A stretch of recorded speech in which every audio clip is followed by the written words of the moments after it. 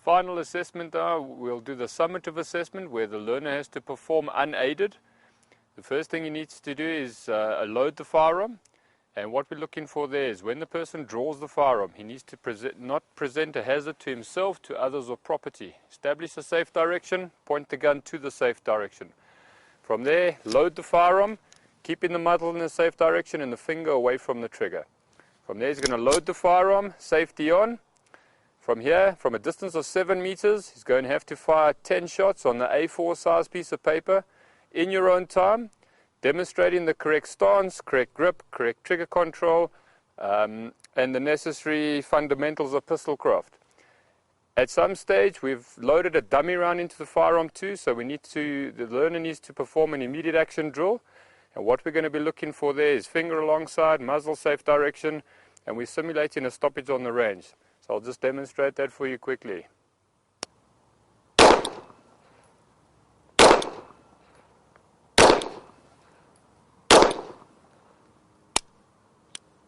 One, two, three, four, five.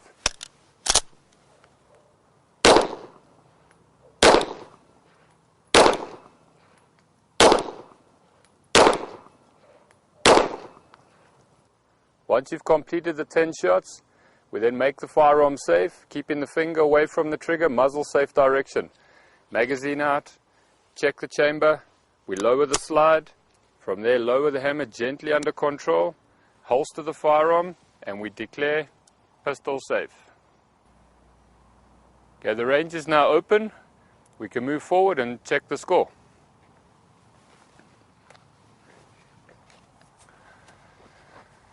Cool. Alrighty. The next part of the assessment is to fire 10 shots without the use of your sights. What we do is we simulate with the firearm at shoulder height, or what we call shoulder meridian, looking over the top of the gun, focusing on the target and firing 10 shots. Again, we'll assess the way you load. So again, before we touch the firearm, we identify safe direction. Present the gun from holster to target, from there we load. Magazine in, from there we'll reholster the firearm. On the command, present the gun to target and fire 10 shots in your own time. You will present the gun, fire 10 shots without aiming, looking at the target, and unload and reholster. So again, on the command, present firearm, we will present to the target, load, punch out, looking over the top of the gun, fire 1,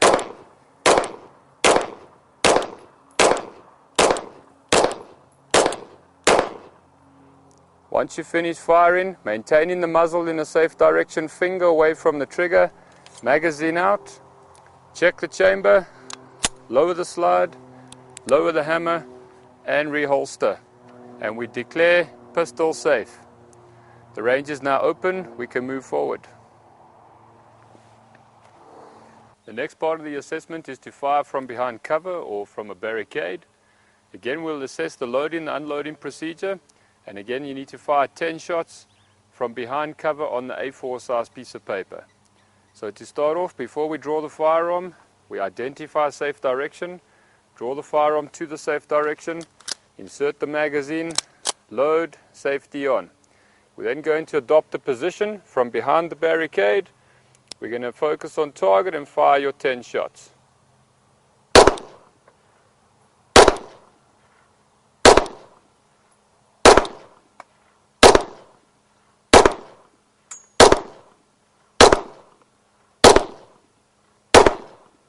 Once you finish firing, maintaining the muzzle in a safe direction, finger away from the trigger, we unload. Magazine out, check the chamber, lower the slide, lower the hammer under control, and holster. And we declare pistol safe. The range is now open, we can move forward and check the score. For the rifle assessment, again we're going to assess your loading, your unloading, and firing 10 shots on an A4 size piece of paper. To load the firearm, we first identify safe direction. We're going to push the bolt forward, close the bolt. From there, insert the magazine. We're then going to place the firearm onto the shoulder. So again, we're going to assess presenting the rifle from the shoulder with the use of the sling. On present the gun, we're going to present the gun from shoulder onto target. From there we're going to load into the chamber and fire 10 shots in your own time.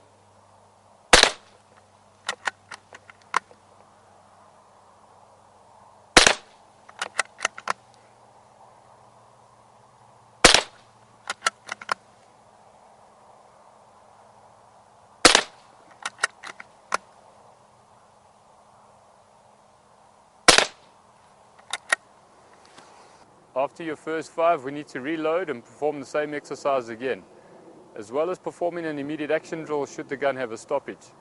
Again, we present the rifle onto target, load one into the chamber, and again 5 shots in your own time.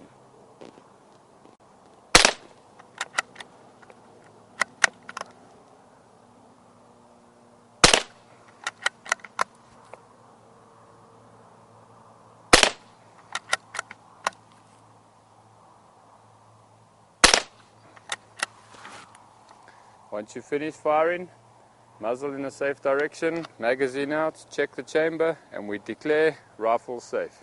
Shotgun assessment, we start by assessing the loading. Identify in safe direction, finger away from the trigger. We push the forend forward. From here we load 5 rounds. The assessment on this is 5 shots on an A4 size piece of paper in your own time. And we're going to start from the shoulder with the shotgun in the sling position.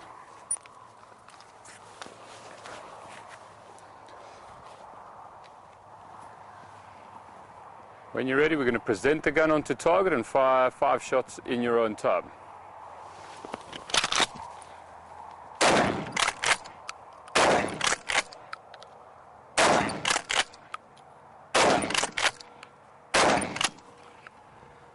Once you've finished, we lock open, we check the chamber, and we declare shotgun safe.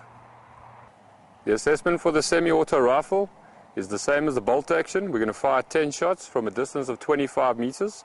Again, we'll assess the loading and the unloading, and obviously the 10 shots on the A4. To load, we identify safe direction, finger away from the trigger.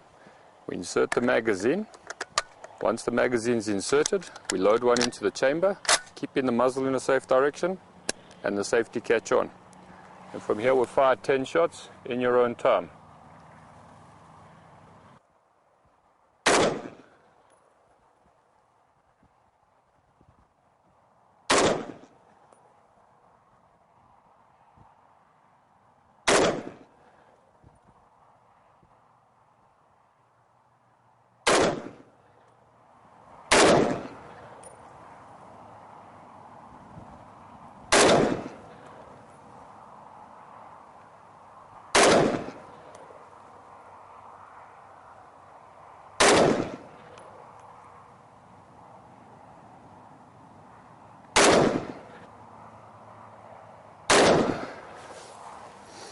Once we finish firing, safe direction, finger away from the trigger, magazine out, check the chamber, and we declare rifle safe.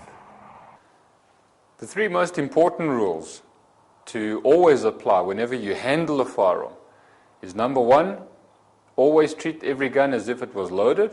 Number 2, always point the muzzle in a safe direction. Number 3, always keep the finger away from the trigger until ready to fire. We like the word always because you shouldn't just handle the firearm safely on a Monday or on a Saturday. Whenever you handle a firearm, we should always treat every gun as if it's loaded, always point the muzzle in a safe direction, and always keep the finger away from the trigger until ready to fire. In conclusion, we'd like to thank you for spending the time and looking through this instructional material. Just to recap, in terms of how this process all works and why we've come about, or why we're in the position that we're in now, is that in the past, firearm training was very informal. Now it's become very formalized. And we found that when people come for the compliance training, we've had a lot of resistance towards it because people are going, but I have a firearm, I've had it for 10 years, I've had it for 20 years, why do I need to go through this process? And what we have found is that we've had really good feedback after the course, in the sense that people have learnt about the legal aspects. They've become more confident in using their firearms in terms of loading and unloading, applying the safety aspects. But the most important thing that we find is that people have an idea of when they can and when they can't use the firearm. And that we find we get the greatest amount of feedback from a positive point of view. So it is a hurdle to climb. It is a grudge purchase at the end of the day that we need to now be forced to go for training. But at the end of the day, only you can benefit through that. And it's not that we've put the mechanism in place. The government has put this mechanism in place because of people who were irresponsible with firearms in the past. So by going through this process, we're hoping, and you'll see the purpose of this, of the unit standard, in fact, states in there that if people go through this process, they should contribute to safety in society. And I truly believe that if we go through that, we will contribute to safety in society because you'll be more knowledgeable in terms of the law as to when you can and can't use the gun. You'll be more safety conscious. You'll have more confidence in being able to use the firearm. And I think it's important also in terms of self-defense that people know how to use their guns.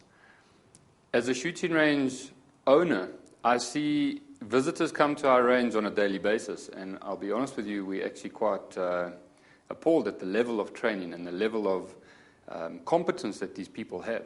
So to us, it's a really good idea that people go through this training because as the standard is now, it is pretty shocking. So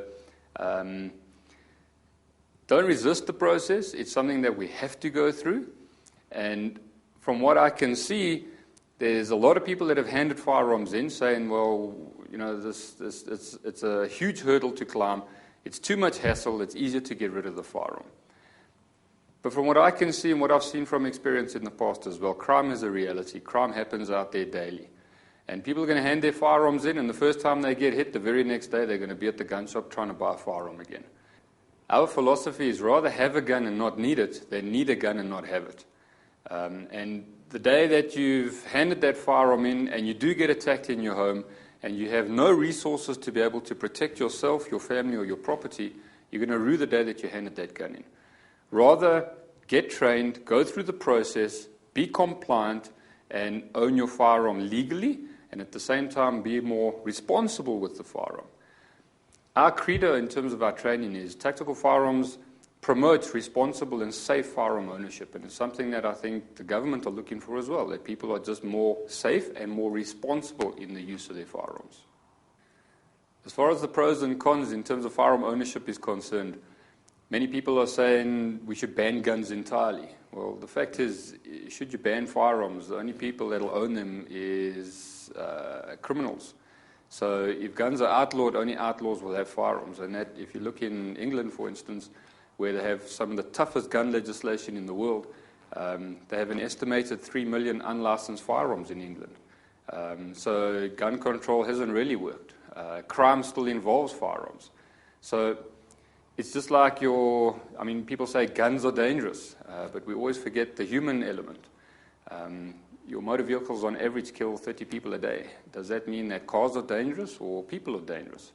And where firearms are concerned, it's not the instrument, it's the human factor behind that we should be looking at, and that's why the training is so important. Because should we consider that guns are dangerous, then so would be matches, for instance, or motor vehicles, or alcohol. I mean, alcohol is one of the most contributing factors to death in our country, or in any country for that matter. But we don't ban alcohol. So we come back to our responsible use and lawful ownership. And I truly believe whatever we have theoretically in our minds and we can apply practically in a responsible manner, then I don't see a problem with firearm ownership. But the decision lies with the people who own firearms. It's up to them. There is a process that you need to go through, and as long as you jump through the hoops and you do what you need to do to comply, I don't see a reason why you shouldn't have or get your firearm license again. Again, it's going to be based on your motivation, how you motivate your application. But I truly believe if you motivate your application properly, there's no reason why you shouldn't get your firearm license. So in conclusion, get trained, go through the process, don't hand your firearms in. If they refuse your licenses, you may appeal. And on appeal, if you're successful, you'll get your license. And if you're not successful on appeal, well, I suggest appeal again until such time you do get your license.